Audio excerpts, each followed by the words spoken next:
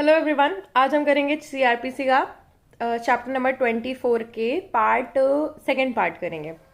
तो अब हम लोग हमने लास्ट पार्ट पे किया था सेक्शन 308 तक, 300 से 308 तक, और इसके जो ट्रिक्स है मैंने ऑलरेडी उस पार्ट 1 में बता दिए हैं। तो अब हम आते हैं इसके फॉलोइंग सेक्शंस पे।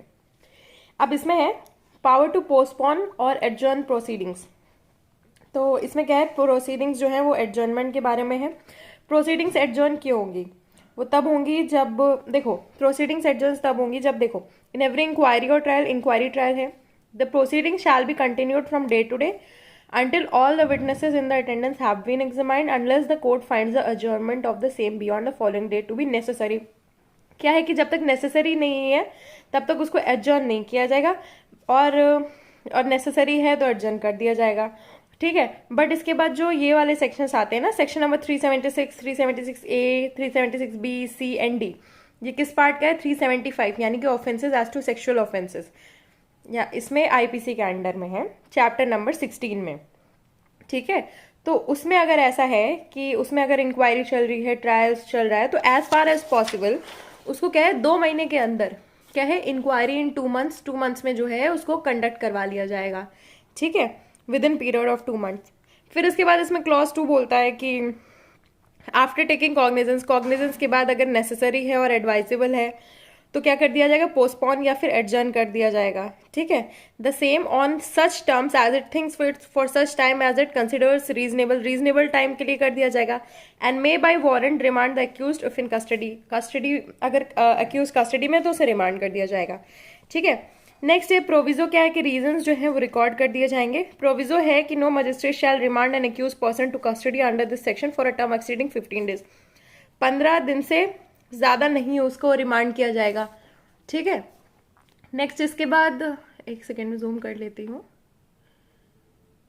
नेक्स्ट इसके बाद आ जाता है प्रोविजो 2 कि further that when witnesses are in attendance no adjournment or postponement shall be granted without examining them except from special reasons to be recorded in writing। क्या है, special reasons to be recorded होंगे writing में अगर witnesses जो है वो attendance में है वहां पे। नेक्स्ट इसके बाद प्रोविजो आता है provided also that no adjournment shall be granted, कोई भी एडजर्नमेंट जो है वो ग्रांट नहीं किया जाएगा for the purpose only of enabling the accused person to show cause. देखो, कोई भी चीज रोकी नहीं जाएगी सिर्फ इसलिए ताकि क्या करे, वो शो कॉज करे against the sentence propose to be impose on him. ठीक है, जो उस पर सेंटेंस है उसके लिए वो शो कॉज करे, ऐसा कुछ भी नहीं होगा। देन इसके बाद प्रोवाइडेड ऑल्सो दैट, ऑल्सो क्या प्रोवाइडेड है, no adjournment shall be granted at the request of a party except where the circumstances are beyond the control of that party. कोई भी एडजर्नमेंट जो है वो एक पार्टी नहीं मांगेगी अगर उसके सर्कमस्टांसेस उसके बियॉन्ड कंट्रोल है, तो ही वो बोलेगा कि अरे ये तो मेरे आउट ऑफ कंट्रोल था। नेक्स्ट क्या है, the fact that the pleader of a party is engaged in, अब देखो प्लीडर अगर एंगेज्ड है किसी और कोर्ट में तो भी क्या होगा, एडजर्नमेंट नहीं होगा। फिर उसके बाद विटनेस अगर प्रेजेंट है और पार्टी प्लीडर वगैरह प्रेजेंट नहीं है तो क्या है, उसके जो स्टेटमेंट है कोर्ट क्या कर देगा, रिकॉर्ड कर देगा, और जैसा उसे सही लगता है as it thinks with dispense कर देगा with examination in chief, cross examination of the witness as the case में भी। ठीक है, नेक्स्ट इसके बाद आता है एक्सप्लेनेशन 1 एंड एक्सप्लेनेशन 2। एक्सप्लेनेशन 1 में है इफ सफिशिएंट एविडेंस, अगर सफिशिएंट एविडेंस है तो क्या कर दिया जाएगा, has been obtained to raise a suspicion obtain हो जाता है raise that the accused may have committed an offense, accused ने क्या है, एक offense किया है, and it appears likely that further evidence may be obtained by remand, this is a reasonable cause for a remand। अब देखो remand की जरूरत है किस लिए, फर्दर एविडेंस के लिए, तो क्या है सफिशिएंट तो क्या है रिमांड हो जाएगा। पर वो तभी होगा जब सफिशिएंट एविडेंस अगर आपके पास है ऑलरेडी सस्पिशन जनरेट करने के लिए, तभी होगा। देखो शक होगा तभी आगे फिर उस चीज पे इंक्वायरी हो सकती है, रिमांड किया जा सकता है। नेक्स्ट इसके बाद है terms on which N adjournment or postponement में be granted include the appropriate case, the payment of cause by the prosecution और द अक्यूज। ठीक है, पेमेंट होगी पैसों की, प्रोसिक्यूशन अक्यूज जो भी है किस चीज के लिए, एडजर्नमेंट के लिए। नेक्स्ट इसके बाद आता है सेक्शन 310, ये किस चीज के बारे में, लोकल इंस्पेक्शन। अब देखो 310, 311, 311A, 312 और 313 जो है हमने एक पोर्शन में ही किया था। अब इसमें क्या है, लोकल इंस्पेक्शन। लोकल इंस्पेक्शन कब हो सकता है, किसी भी स्टेज पे हो सकता है, किसी भी प्लेस का हो सकता है।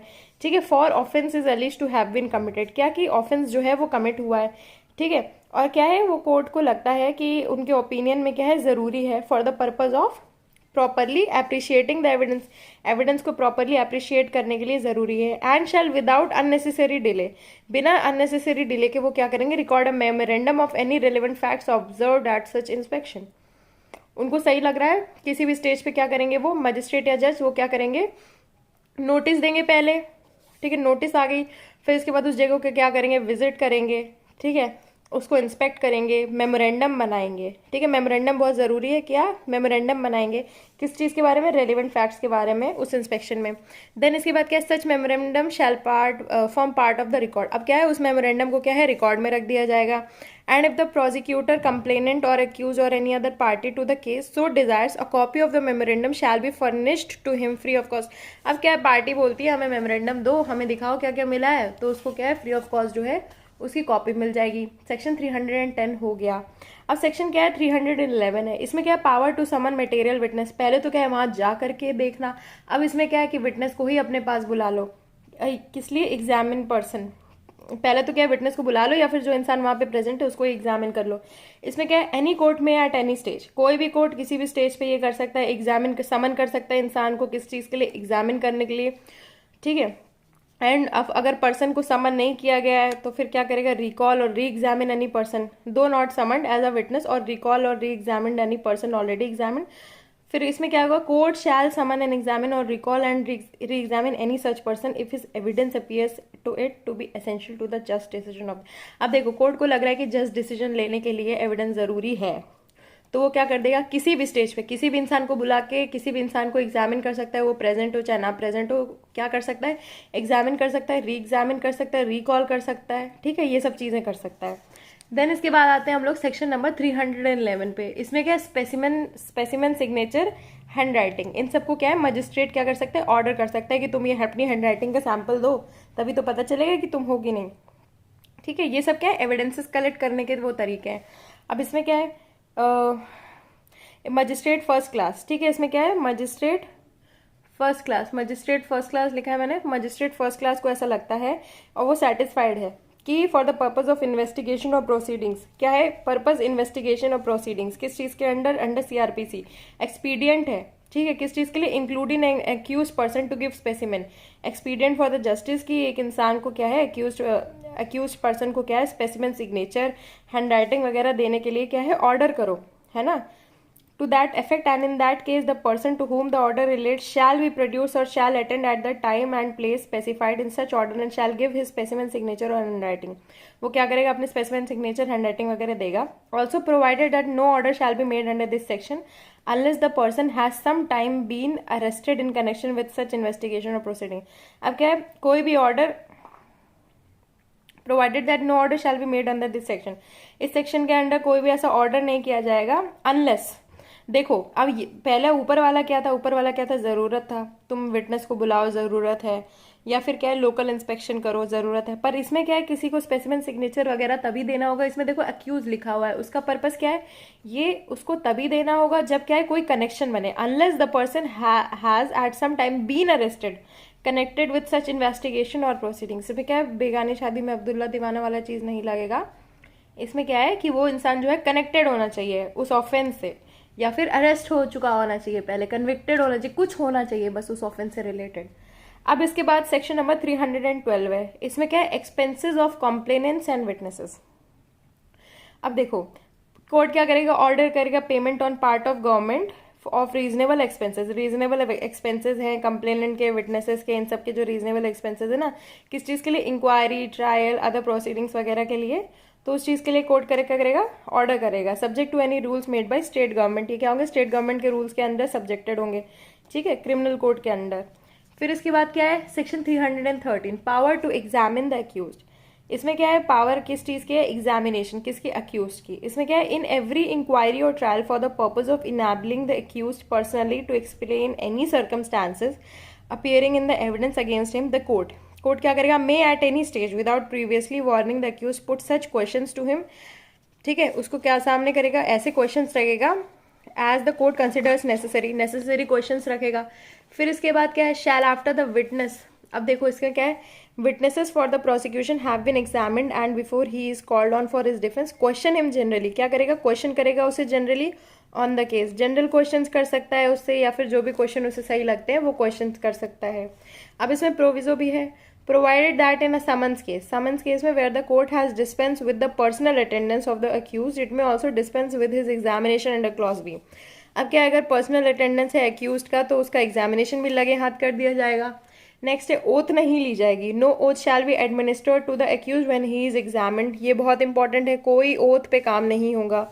देन इसके बाद है, the accused shall not render himself liable to punishment for refusing to answer such questions or by giving false answers to them.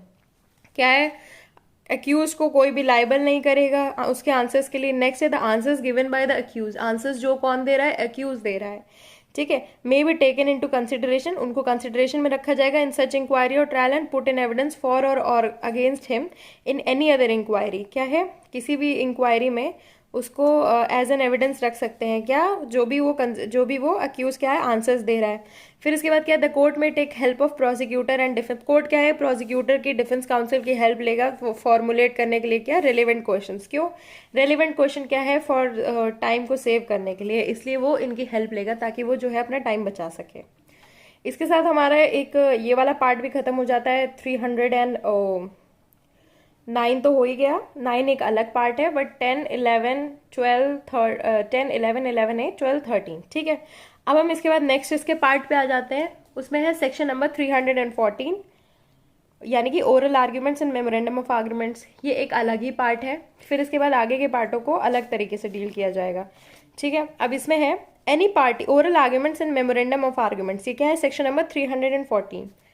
Any party to a proceeding, कोई भी पार्टी प्रोसीडिंग में, may as soon as may be after the close of his evidence address concise oral arguments and may before he concludes the oral arguments if any submit a memorandum. अब देखो इसमें क्या है, कोई भी party है proceeding में, as soon as, देखो जैसे ही एविडेंस वगैरह क्लोज हो जाते हैं, ऊपर वाली जितनी भी चीज़ें हो जाती है फिलहाल ढिमकाना, वो क्लोज हो जाते हैं, तो क्या करेगा, ओरल आर्ग्यूमेंट्स करेगा, ठीक है, बिफोर, और फिर क्या करेगा, ओरल आर्गुमेंट कंक्लूड करने से पहले, ओरल आर्गुमेंट जो है कंक्लूड करने से पहले क्या करेगा, मेमोरेंडम सबमिट करेगा, setting forth concisely and under distinct headings the arguments in support of his case. Oral argument करेगा ही करेगा, उसके साथ मेमोरेंडम भी देगा, and every such memorandum shall form part of the record. अब क्या है, वो सारे जो मेमोरेंडम है ना वो रिकॉर्ड का पार्ट बना लेंगे।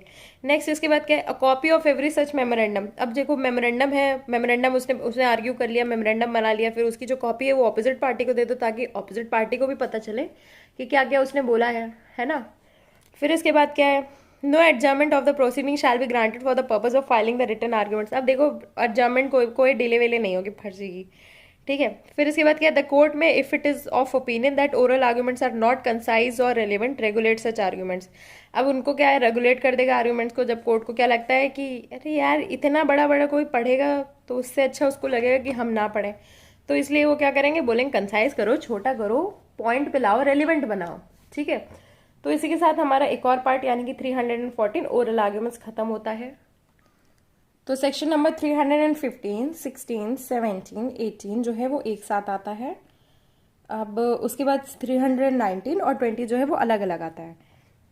तो 315 है accuse person to be competent witness. अब इसमें विटनेसेस से रिलेटेड आता है। उससे पहले क्या था कि विटनेसेस को बुलाना है, और उससे पहले ऊपर वाला जो प्रोसीजर था कि ओरल आर्ग्यूमेंट से पहले क्या क्या होगा, ठीक है, एविडेंसेस वगैरह लेने हैं, ठीक है। अब इसके बाद आता है कि अक्यूज जो है वो भी एक कॉम्पिटेंट विटनेस है। तो इसमें होगा कि any person accused of an offence before a criminal court shall be a competent witness for the defence, किसके लिए, डिफेंस के लिए, and may give evidence on oath, ठीक है, ओथ पे एविडेंस देगा, in disproof of the charge made against him or any person charged together with him at the same trial. वो क्या बोलेगा, मैं ओथ पे कसम खाता हूँ, मैं इस गीता की कसम खाता हूँ कि मैंने जो है ये ऑफेंस नहीं किया है, ठीक है। Provided that he shall not be called as a witness except on his own request in writing, वो खुद से लिखित देगा, ठीक है, खुद आएगा, है ना। फिर इसके बाद his failure to give evidence shall not be made the subject of any comment by any of the parties और द कोर्ट और give rise to any presumption against him, कि देखिए जज साहब वो नहीं आया, ऐसा कुछ भी नहीं है, वो खुद आ रहा था और वो खुद नहीं आया, तो कोई इसकी वजह से प्रिजम्पशन अगेंस्ट हिम नहीं बनाया जाएगा। और any person charged together with him at the same trial, ठीक है, कोई भी प्रिजम्पशन इस चीज के लिए नहीं होगा। देन इसके बाद क्लॉज 2 में है any person against whom proceedings are instituted in any criminal court under section 98 107, 108, 109 और सेक्शन 110 और अंडर चैप्टर 9 और under part B, part C, part D chapter 10 में offer himself as a witness in such proceedings. अब ये sections आप देख लेना, ठीक है। इसके बाद ऑल्सो प्रोवाइडेड है कि that in proceedings under section 108, section 108 में क्या है, जो प्रोसीडिंग्स है, 109 में जो प्रोसीडिंग्स है और सेक्शन 110 में प्रोसीडिंग्स है, the failure of such person, उस इंसान का जो फेलियर है, to give evidence shall not be made the subject of any comment. ठीक है, कोई भी कमेंट का जो है सब्जेक्ट नहीं बनाया जाएगा, किसके द्वारा, by any of the parties और द कोर्ट, ठीक है, किसी भी पार्टी कोर्ट की, और give rise to any presumption, कोई भी प्रिजम्पशन के लिए राइज भी नहीं करेगा अगेंस्ट हिम और फेलियर और any other person proceeding against together with him at the same inquiry. इसमें भी वही वाला प्रोवाइडेड किया गया है, कुछ एक्स्ट्रा नहीं बताया गया है फेलियर से रिलेटेड। देन इसके बाद आते हैं सेक्शन नंबर 316। 316 में no influence to be use to induce disclosure, कोई भी, मैंने इंजेक्शन बनाया था ना, हाँ, तो उससे रिलेटेड कोई भी है, कोई भी ऐसा इंड्यूस नहीं किया जाएगा, ठीक है, डिस्क्लोजर के लिए, है ना। तो क्या है, no except as provided in section 306, 307, no influence by means of any promise और थ्रेट और अदरवाइज शैल बी यूज, कोई भी इन्फ्लुएंस जो है वो नहीं किया जाएगा, वो यूज नहीं होगा to an accused person to induce him to disclose or withhold any matter within his knowledge, ठीक है, उसकी नॉलेज में जो भी चीज़ है उसको निकलवाने के लिए। नेक्स्ट इसके बाद है सेक्शन नंबर 317। तो 317 बोलता है provision for inquiries and trials being held in absence of accuse in certain cases. अब मान लो एक्यूज ही नहीं है तो उसके एब्सेंस में कैसे होगा, तो इसमें क्या है, at any stage of an inquiry और trial under this code if the जज और magistrate is satisfied for reasons to be recorded that the personal attendance of the accused before the court is not necessary। जज और magistrate को लगता है कि जो उसकी अटेंडेंस है वो ज़रूरी नहीं है in the interest of justice, और दैट द एक्यूज परसिस्टेंटली, अब पहला तो ये हो गया, ठीक है। दूसरा है ये कि एक्यूज जो है वो क्या करता है, परसिस्टेंटली डिस्टर्ब करता है कोर्ट की प्रोसीडिंग्स को। तो जज और मजिस्ट्रेट क्या करेंगे, they may if the accused is represented by pleader dispense with his attendance and proceed with such inquiry और trial in his absence and may at any subsequent stage of the proceedings direct the personal attendance of such accused। ठीक है, तो वो क्या करेंगे, बोलेंगे कि ठीक है, पहला तो क्या है, उसका आना ज़रूरी नहीं है, दूसरा क्या है कि अगर वो डिस्टर्ब करता है तो उसके प्लीडर को भेज दो ताकि वो क्या है, डिस्पेंस कर सके इस चीज़ को, उसके अटेंडेंस वगैरह को डिस्पेंस कर देंगे। नेक्स्ट इसके बाद है, नेक्स्ट क्लॉज है कि if the accuse in any such case is not represented by pleader, अगर क्या एक्यूज जो है वो रिप्रेजेंटेड नहीं है किससे, प्लीडर से, और इफ द जज और magistrate considers his personal attendance necessary, अगर नेसेसरी है उसकी पर्सनल अटेंडेंस तो क्या होगा, he may if he thinks fit and for reasons to be recorded by him either adjourn such inquiry, क्या कर देंगे, एडजर्न कर देंगे उस इंक्वायरी को या ट्रायल को, और order that the case of such accuse be taken up और ट्राइड सेपरेटली, क्या कर देंगे, एडजर्न कर देंगे उसकी इंक्वायरी को या ट्रायल को, फिर और फिर क्या बोलेंगे कि ये जो केस है इसका जो है इसको सेपरेटली देखा जाए। क्यों, क्योंकि उसकी भी राइट है ना कि अपनी जो मैं रिप्रेजेंट नहीं होता हूँ किसी प्लीडर से और मेरी पर्सनल अटेंडेंस ज़रूरी है, तो मुझे भी वहाँ पे जाना ज़रूरी है, ठीक है। फिर इसके बाद आते हैं हम लोग इसके नेक्स्ट सेक्शन पे, सेक्शन नंबर 318, ठीक है। ये इस पार्ट का लास्ट सेक्शन है। इसमें क्या है, procedure where accuse does not understand proceedings, proceedings जो है उसे समझ में नहीं आती है। तो क्या है, अक्यूज जो है वो पागल नहीं है, अनसाउंड नहीं है, सॉरी ये गलत वर्ड है इस चीज़ के लिए, वो अनसाउंड नहीं है, ठीक है। और जो है उसको he can not be made to understood the proceedings, the court may proceed with the inquiry और ट्रायल, कोर्ट क्या करेगी, अगर उसको समझाया नहीं जा सकता है तो कोर्ट क्या करेगी, they will proceed with inquiry trial and in the case of court other than a high court if such proceedings result in a conviction, अगर वो प्रोसीडिंग्स जो है वो कन्विक्शन में रिजल्ट करती हैं तो क्या हो जाएगा, proceedings shall be forwarded to high court with the report of the circumstances of the case and the high court shall pass thereon such order as it thinks fit। समझ में नहीं आ रही है तो वो क्या कर देंगे, हाई कोर्ट को बोलेंगे कि अब तुम बयाना ले लो इस चीज़ का, अब तुम ही बताओ जो करना है क्या करना है उसको, क्योंकि समझ में नहीं आ रहा है और वो जो है अनसाउंड भी नहीं है और उसको समझाया भी नहीं जा सकता है।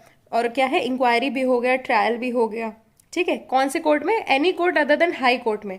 फिर इसके बाद क्या है, जो रिजल्ट है कन्विक्शन वगैरह का, उसकी प्रोसीडिंग्स को क्या है, हाई कोर्ट पे फॉरवर्ड कर दिया जाएगा रिपोर्ट के साथ। क्या चीज़ के साथ, रिपोर्ट के साथ। किस चीज़ की रिपोर्ट, की अरे इनको समझ में नहीं आ रहा, ना समझी की रिपोर्ट के साथ, ठीक है। समझ में नहीं आने को ना समझ ही बोलते हैं, इसको गलत सेंस में मत लेना। अब इसके बाद नेक्स्ट सेक्शन है सेक्शन नंबर 319। तो 319 जो है वो भी एक डिफरेंट पार्ट है, 320 वो भी एक डिफरेंट पार्ट है। 318 तक कवर हो चुका है हमारा। अब इसमें है power to proceed against other persons appearing to be guilty of offences. अब देखो जस्ट इन केस क्या होता है, कोर्ट में क्या होता है, दो लोग केस करते हैं, एक प्लेंटिफ होता है एक डिफेंडेंट होता है, और अगर कोर्ट को ऐसा लगता है कि कोई और एक इंसान है जो क्या है जिसने ऑफेंस किया है, वो कैसे लगेगा कोर्ट को, इंक्वायरी और ट्रायल करने के बाद लगेगा, क्योंकि इंक्वायरी और ट्रायल करने के बाद क्या है कोर्ट जो है अपना ओपिनियन बना सकता है। तो क्या करेगा, ये देखिए एक डायग्राम बना हुआ है, ये है प्लेंटिफ, मान लो एक प्लेंटिफ हो गया एक रिस्पोंडेंट हो गया, तो ये क्या है इस पर उंगली उठाई जा रही थर्ड पर्सन पे, तो थर्ड पर्सन के अगेंस्ट जो है वो प्रोसीडिंग स्टार्ट हो जाएंगी।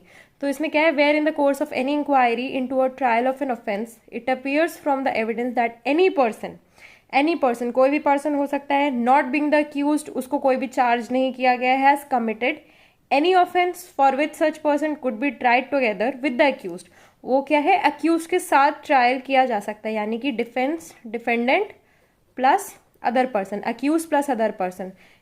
ठीक है, the court may proceed against such person for the offence which he appears to have committed, court क्या है उसके अगेंस्ट जाएगा उस ऑफेंस के लिए जो अपीयर होता है कि उसने कमिट किया है। ये क्लॉज 1 हो गया। अब क्लॉज 2 में आते हैं। क्लॉज 2 बोलता है where such person is not attending the court. अब देखो क्या होता है, जस्ट इन केस क्या होता है, वो इंसान जो है वो कोर्ट में बैठा हुआ है जब ये पूरा जो है प्रोसीजर चल रहा है, पर अगर वो इंसान जो है that person is not attending the court, he may be arrested, उसको क्या कर लिया जाएगा कोर्ट के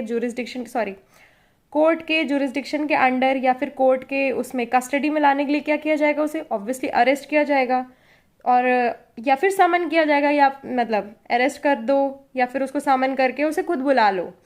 तो as the circumstances of the case may require for the purpose of फोर्सेट। अब देखो समन्स केस होते हैं, वारंट केस होते हैं, तो ऐसे डिफ्रेंशिएट होते हैं ऑफेंसेस। तो जैसा भी केस को रिक्वायर्ड होता है कि उसको अरेस्ट करके लाना है कि कैसे लाना है, तो वो हो जाएगा। उसके बाद है any person attending the court although not under arrest. अब जो इंसान है वो कोर्ट को अटेंड कर रहा है, अरेस्ट में नहीं है, और अपॉन अ समन्स में आया है, may be detained by such court for the purpose of inquiry.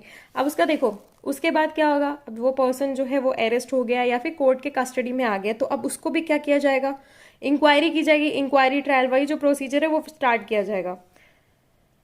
Inquiry into और trial of the offence which he appears to have committed. Next है क्लॉज 4 में where the court proceeds against any person under subsection 1। अब देखो court जो है वो subsection 1 में एक इंसान के अगेंस्ट जो है प्रोसीड करता है, तो उसमें क्या होगा, the proceedings in respect of such person shall be commenced afresh and witnesses reheard. अब देखो एक इंसान जो है वो कोर्ट के कस्टडी में आया है, तो उसके बाद क्या है, उसके लिए जो प्रोसीडिंग्स है वो क्या है, अफ्रेश एज इन फ्रेशली चलेंगी, विटनेसेस जो है वो फिर से सुने जाएंगे, क्योंकि देखो पुरानी जो चीज़ हो चुकी है, पुराना ऑलरेडी जो अक्यूज के लिए अगेंस्ट सुना जा चुका है, उससे तो ये पता चलता है कि प्रीलिमिनरी एक बात बनती है कि हाँ ठीक है उसके अगेंस्ट जो है वो केस किया गया है, बट इसके बाद जब ये पूरी प्रोसीडिंग्स हो जाती है तब पता चलता है कि अब इसके अगेंस्ट जो है एक केस तो बन गया है, बट इसके बाद उसे प्रूफ भी करना है, तो क्या हो जाएगा, विटनेसेस को फिर से सुना जाएगा और जो सारी प्रोसीडिंग्स हैं वो फिर से चलेंगी। नेक्स्ट इसके बाद सब क्लॉज बी है, subject to provisions of clause A the case may proceed as if such person had been an accused person. ठीक है, अब ये जो प्रोविजन है वो ऐसे चलेंगे कि ये पर्सन जो था ऑलरेडी अक्यूज पर्सन था, कोई नए इंसान को नहीं लिया जा चुका है। When the court took cognizance of the person of the offence upon which the inquiry और ट्रायल वाज कमेंस्ड। ठीक है, अब नेक्स्ट इसके बाद आते हैं अच्छा उससे पहले एक और चीज़ है, सेक्शन नंबर 319 पे एक चीज़ है, ये क्या है, रेट्रोस्पेक्टिवली चलेगा। ये इधर लिया हुआ है, इसका क्या है इफेक्ट जो है वो रेट्रोस्पेक्टिव इफेक्ट है सेक्शन 319 में। ठीक है, और ये जो है ये एक्सेप्शन है इस चीज़ का, क्या है कि रेट्रोस्पेक्टिव इफेक्ट जो होता है वो ये होता है कि अब पीछे से कोई भी चीज़ नहीं देखी जाएगी, तो ये जो 319 है वो उसका क्या है, एक्सेप्शन है। अब नेक्स्ट आते हैं सेक्शन नंबर 320 में। 320 क्या बात करता है, कंपाउंडिंग ऑफ ऑफेंसेस। अब क्या है, the offences punishable under the section of IPC. अब देखो आईपीसी में कुछ ऐसे ऑफेंसेस हैं जिसकी लिस्ट दी हुई है बेयर एक्ट में पेज नंबर 172 में। ठीक है, उसे देख लेना, उसमें क्या है वो सब ऑफेंसेस जो है वो कंपाउंडेबल हैं और कौन कंपाउंड कर सकता है वो सब चीज़ें हैं। ठीक है, अब कौन कर सकता है, पर्सन बाय हुम ऑफेंस में भी कंपाउंडेड, ये तुम देख लो सबसे पहले। ठीक है, द पर्सन, अब देखो जिस इंसान को चोट पहुंची है, जैसे कि किसी इंसान को डिफेम किया तो वो इंसान जो डिफेम हुआ है वो, जिस इंसान के घर पे चोरी की गई है तो जिस इंसान के घर में चोरी की गई है वो, तो ये जो इंसान अफेक्टेड होते हैं वो क्या है उसे कंपाउंड कर सकते हैं। तो 320 के डायरेक्टली क्लॉज 3 में आ जाओ। ठीक है, तो क्लॉज 3 में इसके बारे में बताया गया है, clause 3, 4, 5 and further on clause 9 तक है, इसमें जल्दी जल्दी पढ़ लेते हैं। इसमें क्या है, when an offence is compoundable under this section the abetment of such offence or an attempt to commit such offence when such attempt is itself an offense or where the accused is liable under section 34 और 149। 34 और 149 पता है क्या है IPC का? 34 है common intention, ठीक है, 149 है common object, may be compounded in like manner, ठीक है। अब क्या है, अबेटमेंट ऑफ सच, अब कोई ऑफेंस है उसका अबेटमेंट, फॉर एग्जाम्पल कोई ऑफेंस है, ठीक है, ए ऑफेंस है, अब उसका अबेटमेंट हो जाएगा या फिर अटेम्प्ट हो जाएगा। फॉर एग्जाम्पल मर्डर है, मर्डर का कोई अबेटमेंट होता है कि कोई और इंसान किसी को क्या कर रहा है, अबेट कर रहा है कि इसे इसका कत्ल कर दो।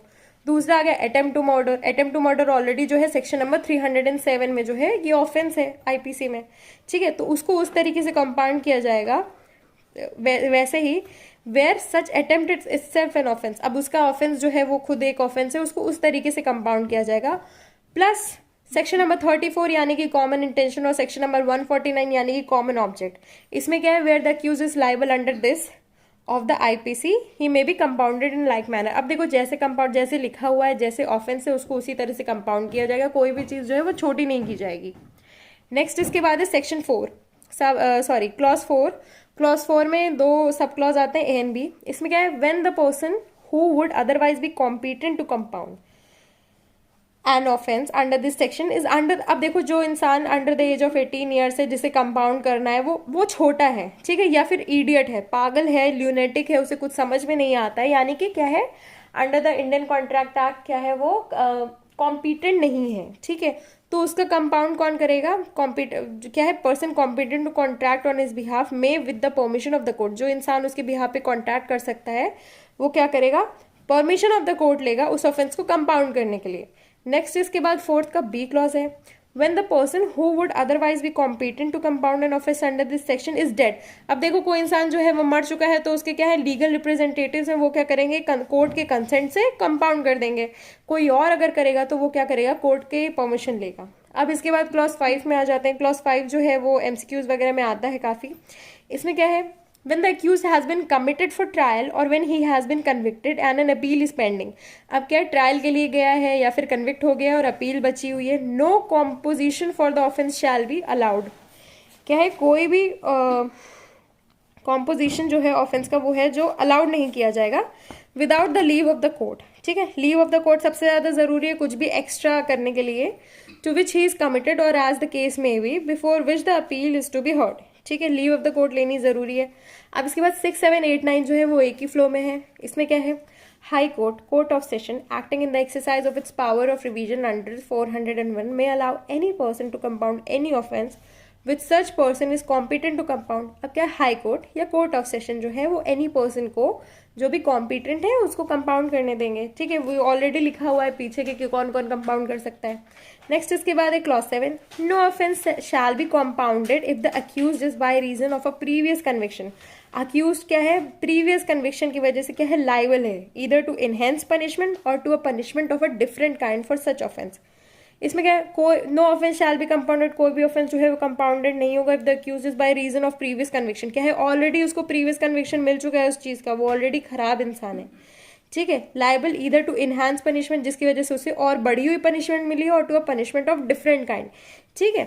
उसने एक ऑफेंस किया है और ऑलरेडी वो उसकी वजह से कन्विक्टेड था, पीछे इसी प्रोसेस में और भी चीजें दी गई हैं कि कहाँ कहाँ ये सब चीजें अप्लाई करेंगी, उसे देख लेना एक बार, वो 2-3 बार देख लोगे तो वो याद हो जाएगा। नेक्स्ट इसके बाद है क्लॉज 8, तो composition of an offence under this section shall have the effect of an acquittal, ठीक है। अगर ये हो जाता है तो एक्विटल होगा of the accused with whom the offence has been compounded, ठीक है, एक्विटल का इफेक्ट होगा। इसमें क्या इफेक्ट होगा, एक्विटल का, ठीक है, कब होगा, 320 में इफेक्ट क्या होगा, एक्विटल का इफेक्ट होगा। अब इसके बाद क्या है, क्लॉज 9 लास्ट क्लॉज है, no offence shall be compounded except as provided by this section. जैसा ये सेक्शन बोलता है except as provided by this section, कोई भी ऑफेंस जो है वो कंपाउंड नहीं किया जाएगा। इसी के साथ हमारा जो है सेक्शन नंबर 320, काफी बड़ा था ये सेक्शन, कंप्लीट होता है।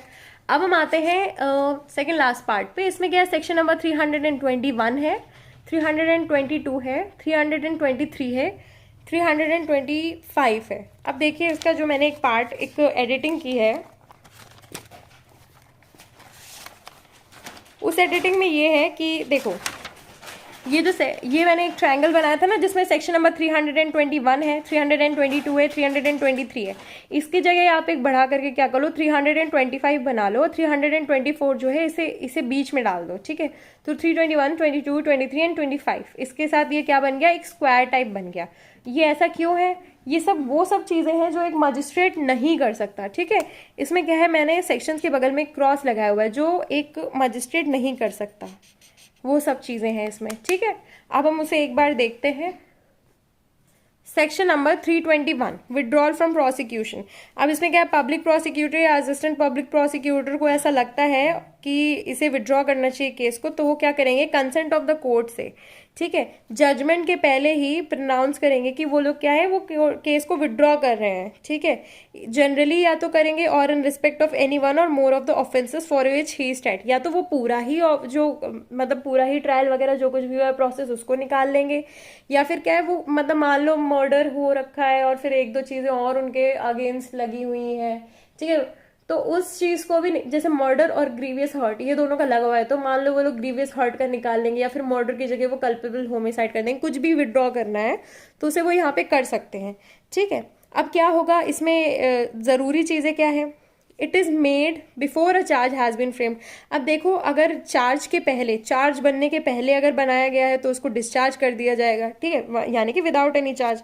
अगर चार्ज बनने के बाद किया गया तो उसे क्या किया जाएगा, एक्विटल किया जाएगा, क्योंकि उसके अगेंस्ट जो है वो चार्जेस ऑलरेडी बन गए हैं, ठीक है। अब इसके बाद ये प्रोविजो है, इसको पढ़ना आज इन ज़्यादा ज़रूरी नहीं है, और इसमें क्या है, दिल्ली स्पेशल पुलिस स्टैब्लिशमेंट से भी है, और फिर इसके बाद सेंट्रल गवर्नमेंट से रिलेटेड है, क्या इन्वॉल्व द मिस अप्रोप्रिएशन और destruction of damage to any property belonging to central government, या फिर स्टेट गवर्नमेंट किसी की भी प्रॉपर्टी को डैमेज कर रहे हैं तो ऐसा कुछ नहीं होगा, ठीक है। या फिर कोई भी सेंट्रल गवर्नमेंट का इंसान है वो कुछ ऑफेंस करता है, इन सब चीज़ों से रिलेटेड है, ठीक है। और फिर इसके बाद हम आते हैं सेक्शन नंबर 322। तो 321 में भी क्या हो गया, उस चीज़ का जजमेंट नहीं निकला, ठीक है। यहाँ पे क्या है, जे लिख दो बीच में, यानी कि नो जजमेंट है ना, नो जजमेंट। अब इसके बाद आ जाते हैं हम सेक्शन नंबर 322 पे। इसमें भी क्या है, जजमेंट नहीं आता है, क्या procedure in cases which magistrate can not dispose of. अब क्या है, इसमें ऐसा प्रोसीजर है जो मजिस्ट्रेट जो है डिस्पोज ऑफ नहीं कर सकता है, ठीक है। इसमें क्या है, if in the course of an inquiry, ठीक है, कोई भी इंक्वायरी के टाइम में इनटू एनी ऑफेंस और ट्रायल। अब इंक्वायरी और ट्रायल के टाइम में क्या लगता है, मजिस्ट्रेट इन एनी डिस्ट्रिक्ट को ये लगता है एविडेंसेस देखते हुए, मजिस्ट्रेट को एविडेंसेस देखते हुए ऐसा अपीयर होता है कि वो एक प्रिजम्पशन करता है। क्या प्रिजम्पशंस करता है, वो ऐसे प्रिजम्पशंस करता है जिसकी वजह से वो जो है जजमेंट नहीं दे सकता। वो प्रिजम्पशंस क्या है, कि उसके पास ज्यूरिसडिक्शन ही नहीं है, ठीक है, या फिर क्या है कि ये जो केस है इसको इसको कोई किसी और कोर्ट को क्या करना चाहिए, कमिटेड कर देना चाहिए, कोई और केस से ट्राई करना चाहिए, कोई और कोर्ट, सॉरी। या फिर क्या है, ये जो केस है ये chief judicial magistrate exclusively trial कर सकता है, या फिर चीफ जुडिशियल मजिस्ट्रेट को ट्राई करना चाहिए, ठीक है, यानी कि उसके ज्यूरिसडिक्शन में नहीं है, किसी और को कमिट करना चाहिए या फिर सीजीएम को दे देना चाहिए। तो वो उसको ये सब तो लग रहा है, अब वो ये सब लगने के लिए क्या करेगा, उसकी प्रोसीडिंग्स आगे दी गई हैं, क्या है, ही शैल स्टे द प्रोसीडिंग्स। वो क्या करना होगा उसे, पहला तो स्टे करना होगा प्रोसीडिंग्स, दूसरा क्या है, सबमिट करना होगा case with a brief report, plus क्या है, ब्रीफ रिपोर्ट देनी होगी। किस लिए ब्रीफ रिपोर्ट देनी होगी, explaining the nature to the CGM or to such other magistrate having jurisdiction as the chief judicial magistrate directs, ठीक है, अदर किसी और मजिस्ट्रेट को देना होगा एज द सीजीएम डायरेक्ट्स, ठीक है, ये चीज कर देनी होगी। अब इसके बाद क्या है, the magistrate to whom the case is submitted. अब वो मजिस्ट्रेट क्या करेगा जिसे केस सबमिट हो गया है, मान लो सीजीएम को ही सबमिट हो गया केस, तो वो क्या करेंगे, वो मजिस्ट्रेट जिसको केस सबमिट हुआ है, अगर वो एम्पावर्ड है, नहीं एम्पावर्ड है तो उनमें भी 322 लगेगा, बट अगर वो एम्पावर्ड है, इधर ट्राई द केस हिमसेल्फ, वो खुद ट्राई कर सकते हैं केस, या फिर refer it to any magistrate subordinate to him having jurisdiction or commit the accused for trial, ठीक है, किसी के पास ज्यूरिसडिक्शन है उसको दे देंगे और कमिट करेंगे अक्यूज को फॉर ट्रायल। अब हो गया हमारा सेक्शन 322। अब नेक्स्ट आते हैं हम लोग सेक्शन नंबर 323 पे। इसमें भी अब देखो ऊपर वाले में भी क्या है, जिसके पास आया था वो जजमेंट नहीं दे पाया।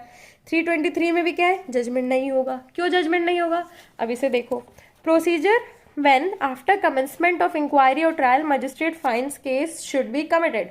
अब क्या इंक्वायरी ट्रायल, देखो हर जगह क्या हो रहा है, इंक्वायरी ट्रायल के बाद जो है मजिस्ट्रेट जो है लास्ट अपना पार्ट नहीं कर पा रहा है, वो है जजमेंट। इसमें क्या है, if in any inquiry into an offence or a trial before a magistrate it appears to him, उनको ऐसा लगता है कि किसी भी स्टेज पे प्रोसीडिंग्स के before signing judgment case is one which ought to be tried by the court of session. अब देखो यहाँ पे जजमेंट भी आ गया है, पर साइन करने से पहले ऐसा लग रहा है कि जो है सेशंस कोर्ट को करना चाहिए। He shall committed to that court under the provisions here before contained. ठीक है, वो क्या कर देंगे, कमिटल कर देंगे। इधर क्या आ रहा है, कमिटल। ठीक है, सी कमिटल, इधर क्या है, कमिटल ऑफ केस हो रहा है। 322 में क्या हो रहा था कि भैया केस तो ट्रांसफर हो रहा था केस, ठीक है। और 321 में क्या हो रहा था, विड्रॉल हो रहा था। तो 321 में क्या है, विड्रॉल था। 322 में क्या है, ट्रांसफर है। 323 में क्या है, कमिटल है। अब इसके बाद हम आते हैं 324। 324 हम बाद में करेंगे, पर इससे पहले हम सेक्शन नंबर 325 कर लेते हैं, ताकि हम इसे एक तरह से सीरीज बना के लिख सकें।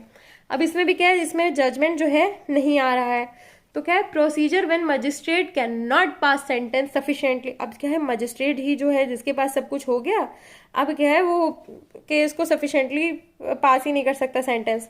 अब इसमें क्या है, whenever a magistrate is of opinion after hearing the evidence for the prosecution, evidence सुनने के बाद किसके, प्रोसिक्यूशन के, एंड द अक्यूज की, ठीक है, दोनों के एविडेंस सुनने के बाद, प्रोसिक्यूशन अक्यूज के एविडेंस सुनने के बाद, कि that the accused is guilty. ठीक है, उन्हें लगता है कि अक्यूज गिल्टी है और अक्यूज को क्या है कि कोई डिफरेंट पनिशमेंट मिलनी चाहिए जो हमारे जुरिस्डिक्शन में नहीं है, या फिर थोड़ी सीवियर पनिशमेंट मिलनी चाहिए। अब मान लो मजिस्ट्रेट सेकंड क्लास से वो छोटी मोटी पनिशमेंट देंगे और उसने ऑफेंस कर दिया है मर्डर का, तो उसे क्या कहाँ जाना चाहिए, उसे सेशंस कोर्ट जाना चाहिए। उन्हें जब इंक्वायरी वगैरह करने के बाद लगता है कि इसने ग्रीवियस हर्ट थोड़ी कर दिया, इसने मर्डर ही कर दिया, अब इसको ऊपर भेजो।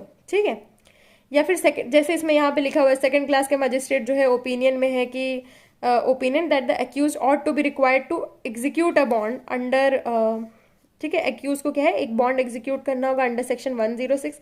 ही may record the opinion and submit his proceedings and forward the accused to the CGM to whom he subordinate. ठीक है, अपने इस सीजीएम को दे देगा जिनके वो सबऑर्डिनेट है। क्या दे देगा वो बॉन्ड दे देगा, बॉन्ड एग्जीक्यूट करके 106 में। ठीक है, फिर उसके बाद है नेक्स्ट 325 का clause 2, when more accused than one are being try. अब देखो कई सारे अक्यूज्ड हैं, वो उन सबको ट्राई कर लिया जा रहा है टुगेदर।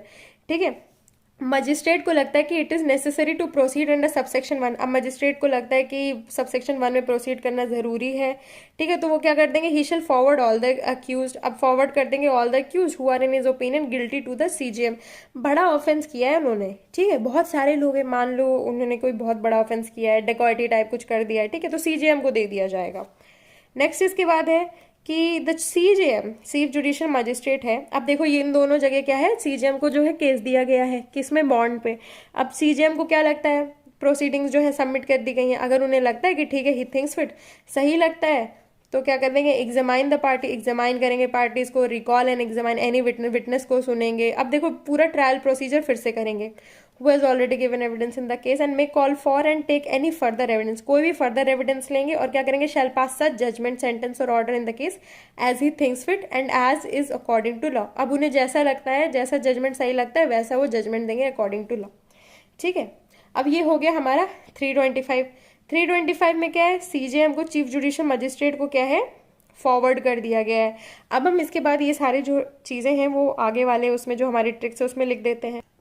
अब देखो मैंने इस पोर्शन में क्या है 321, 322, 323 और 325 में क्या है लिख दिया है। 321 में क्या है विड्रॉल हो रहा है, 322 में क्या है ट्रांसफर ऑफ केस हो रहा है, ठीक है, अगर जुरिस्डिक्शन वगैरह नहीं समझ में आ रहा है तो। 323 में क्या है कमिटल हो रहा है।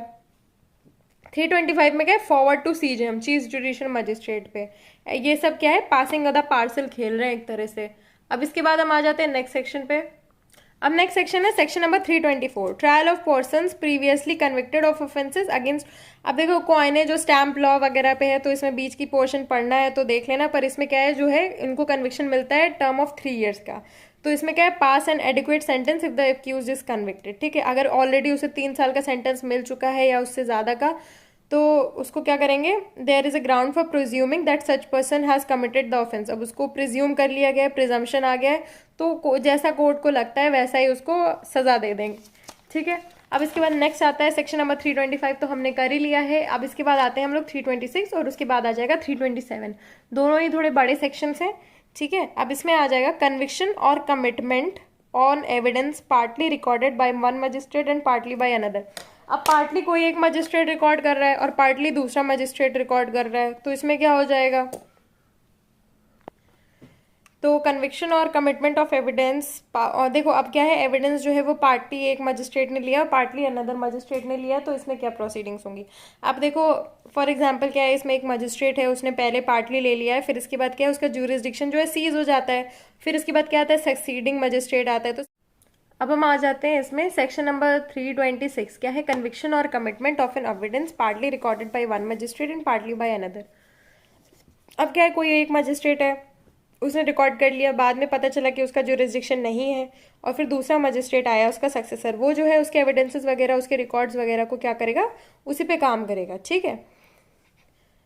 तो वो क्या करेगा, इसमें लिखा हुआ है succeeding may act on the evidences so recorded by his प्रेडेसेसर, but इसके बाद इसमें प्रोविजो है कि अगर वो सक्सेसर है, उसको ओपिनियन है उसका कि फर्दर एग्जामिनेशन जरूरी है इंटरेस्ट ऑफ जस्टिस में, तो वो क्या करेगा, सब कुछ फिर से करेगा, यानी कि रीसमन करेगा, क्रॉस एग्जामिनेशन करेगा, ठीक है, और फिर इसके बाद परमिट करेगा क्या, विटनेसेस को डिस्चार्ज करने के लिए। नेक्स्ट इसके बाद क्या है, when a case is transferred under the provisions of this code. अब क्या है, केस अगर ट्रांसफर होता है, ठीक है, टू अनदर जज और from one magistrate to another magistrate, ठीक है, इसमें क्या हो रहा है, ट्रांसफर ऑफ केसेस हो रहा है, तो former shall be deem to cease to exercise, former क्या है, shall be deem to cease exercise, ठीक है। तो इसमें जब पैरेलल ट्रांसफर होता है तो इसमें कोई भी उसका सक्सेसर प्रेडिसेसर वाला काम नहीं होगा, वो अपने हिसाब से काम करेंगे। फिर इसके बाद क्या है, nothing in this section applies to अब देखो समरी ट्रायल जो है वो छोटे मोटे ट्रायल है, उसमें ये सब चीज़ें नहीं काम करेंगी, है ना। और अगर स्टे ऑफ प्रोसीडिंग्स है तो उसमें भी सेक्शन 322 में ये सब चीज़ें नहीं काम करेंगी, और सेक्शन 325 यानी कि submitted to a superior magistrate under 325, अगर सुपीरियर मजिस्ट्रेट को है तो क्या नहीं काम करेंगे, ये चीज़ें कि तुम उसके पुराने ही एविडेंसेस को लोगे, जब पैरेलल है, दोनों की सेम पावर है तो वो नई चीज़ें लेंगे, जब सुपीरियर है तो भी सेम चीज़ें लेंगे, ठीक है, या फिर स्टे लग जाता है तो भी चीज़ें जो है चेंज हो जाती हैं। अब इसके बाद आते हैं हम नेक्स्ट सेक्शन पे। सो आता है सेक्शन नंबर 27, ये है लास्ट सेक्शन, इसमें है court to be open. Open court का मतलब होता है कि ये नहीं हो जाए कि चौराहे पे जाकर के कोर्ट प्रोसीड करेगा। ओपन कोर्ट का मतलब है कि कोर्ट ऐसा कोर्ट जहां पे सब लोग आकर के कोर्ट की प्रोसीडिंग सुन सकते हैं, ठीक है, जनरली सुन सकते हैं।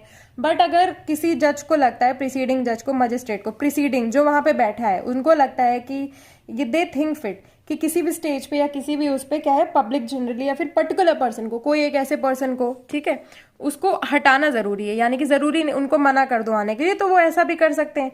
नेक्स्ट इसके बाद है इन कैमरा प्रोसीडिंग्स के बारे में। देखो अगर कोई क्वेश्चन पूछा जाएगा तो वो यही पूछा जाएगा सेक्शन 327 के रिलेशन में कि इन कैमरा प्रोसीडिंग्स जो है वो किस चीज के लिए हैं। इन कैमरा प्रोसीडिंग्स जो है वो सेक्शन 376, 376A, 376B, 376C और 376D और E के लिए IPC के, ये सब क्या है, ऑफेंसेस, सेक्सुअल ऑफेंसेस हैं, ठीक है, इनके लिए इन कैमरा प्रोसीडिंग्स होंगी। नेक्स्ट इसके बाद है कि प्रीसीडिंग जज if it thinks fit that application made by either of the parties, अगर किसी ने भी कोई एप्लीकेशन किया तो पर्टिकुलर पर्सन को क्या है, एक्सेस दे दिया जाएगा इन कैमरा प्रोसीडिंग्स के लिए। ऑल्सो ये भी प्रोवाइडेड है कि जो वुमेन जज है या मजिस्ट्रेट है इस चीज में क्या करें, further in camera trial shall be conducted as far as practical, इसमें इन कैमरा ही प्रैक्टिकेबल है और इन कैमरा ही प्रोसीडिंग जो है वो ट्राई करनी चाहिए। नेक्स्ट इसके बाद है क्लॉज 3। क्लॉज 3 में क्या है, where any proceedings are held under subsection 2, कोई भी प्रोसीडिंग सबसेक्शन 2 यानी कि इन कैमरा वाली है उसमें क्या है, it shall not B lawful, क्या है, नॉर्मली क्या है, ओपन कोर्ट में AIR वगैरह जो है, जो भी जजमेंट्स वगैरह हैं वो सब जो है न्यूज वगैरह सारे बैठ सकते हैं, बट इन कैमरा अगर कुछ हो रही तो ऐसा कुछ भी नहीं होगा, और that will be not lawful कि कोई भी इंसान उसके जो वहां पे जो भी चीजें चल रही है उसको प्रिंट करे, पब्लिश करे, कोई भी matter in relation to any such proceedings. लेकिन इसमें भी क्या है, except with the previous permission of the court, इसमें भी प्रोवाइडेड है कि that the ban on printing or publication of the trial proceedings in relation to an offence of rape may be lifted subject to maintaining confidentiality of the name and address of the parties. अब क्या है, देखो हम लोग कई सारी चीजें जो है प्रिंट मीडिया पे ऐसे पढ़ते हैं, बट ऊपर तो है उसको मना कर दिया गया है, पर ये क्या इसमें बोला गया है कि नाम तुम हटा दो, बाकी जो एड्रेस नाम वगैरह हटा दो जिससे उस इंसान के बारे में पता चले, और बाकी इस प्रोसीडिंग्स को आप लोग चला सकते हो, ठीक है। तो इसी के साथ हमारा जो है ये चैप्टर, काफी बड़ा चैप्टर ये कंप्लीट होता है, ठीक है। ये चैप्टर हाँ है तो काफी बड़ा, बट अब फाइनली अब ये कंप्लीट हो गया है, और इसको अच्छे से रिवाइज कर लेना, वीडियो अच्छे से लगे तो इसको लाइक शेयर कमेंट सब कुछ कर देना, ठीक है। Thank you.